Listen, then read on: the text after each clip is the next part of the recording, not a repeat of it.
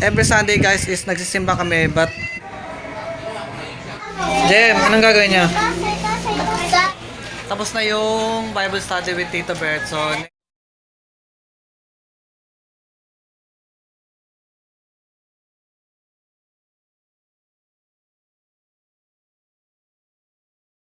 Welcome to my vlog and welcome to my YouTube channel.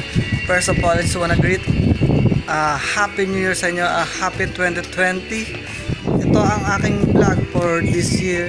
So yan, nakita niyo pang malakas ang outfit ni Mama.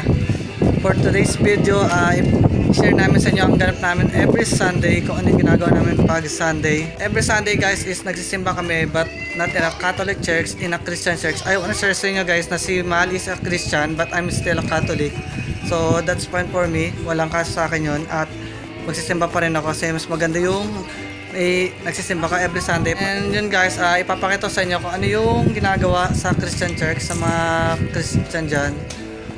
Watch nyo to. James, welcome to my YouTube channel. Ito ang unang simba ng taon. So sa Kalamal, sa church nila, meron silang tinatawag na lunch fellowship o yung salo-salong kumakain ng mga member ng church. Pupunta na kami ngayon ng church. Balik, lagi kaming nakasabay sa sakyan ng tito ni Mahal. So, ano pa hinihintay natin? Gora na! Arat na boy!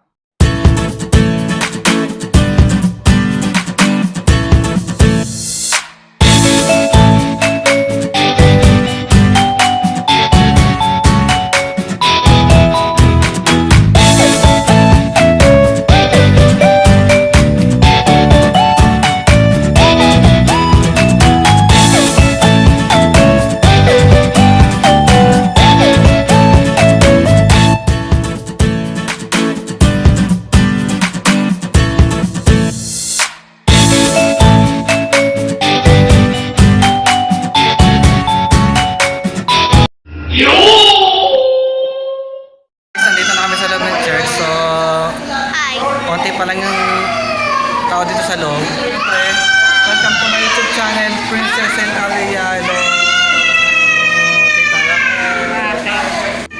Ayan guys, papakita ko sa inyo yung loob ng church. Yung loob ng church dito. Dito lang yan guys sa Imus Cavite branch. And nag-start yung sambat dito guys is 10 AM, pero minsan lagpas na kasi may mga umahabol pa, and then syempre traffic yung iba din yung malalaya, pero ang importante is nakakatin sila ng samba. Guys, ipa-plug ko lang yung YouTube channel ni Princess. Anong pangalan ng YouTube channel mo? Princess Babe lang. Yan. So anong mapapanood natin sa channel mo, Ate Princess? Anong mapapanood natin sa channel mo? Anong mga video? Oh, di ba? Ang dami niya sinabi. Basta search at panoorin nyo na lang. Tapos yung channel din ni Ate Aliyah. Aliyah DC. Hanapin nyo yun. Moments later.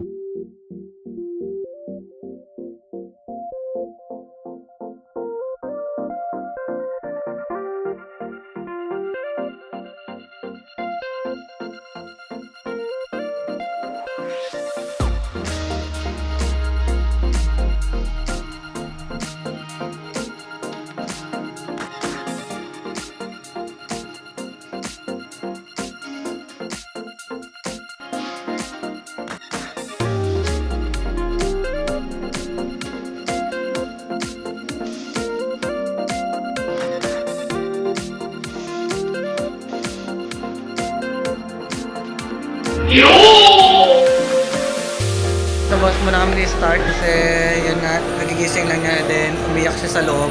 Then share ko lang din sa inyo guys, dito sa Samba, magkahiwala yung kwarto ng matanda at saka bata. So ipakikita ko sa inyo kung nasan yung room nila CJ at JM.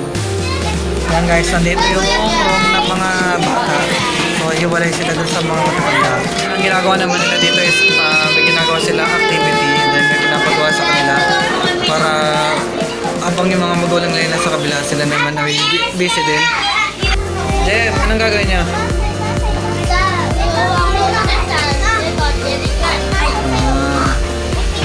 Sa church namin is magkatabi lang yung pinto ng bata at saka ng matanda.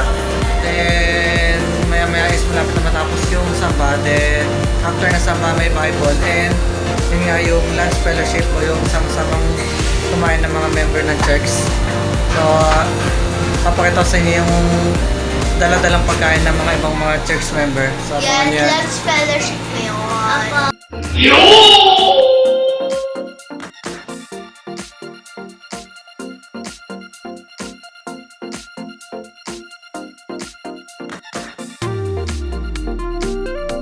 Moments later. Tapos na yung Bible study with Tito Bert. So, next is yung lunch fellowship. So, medyo gutom na din kami lahat. Kaya ano pang hinihintay natin? Simulan na natin ang kainan!